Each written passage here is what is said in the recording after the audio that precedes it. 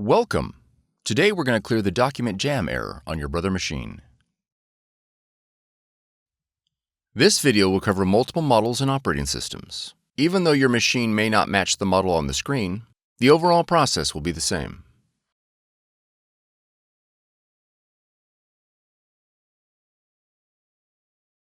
Open the scanner cover.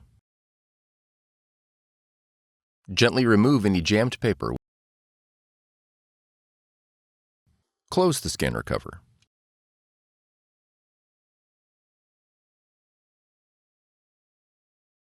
Press stop.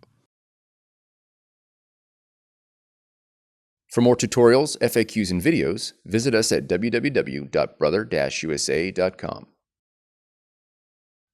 If you found this video helpful, be sure to subscribe. Thank you for choosing Brother.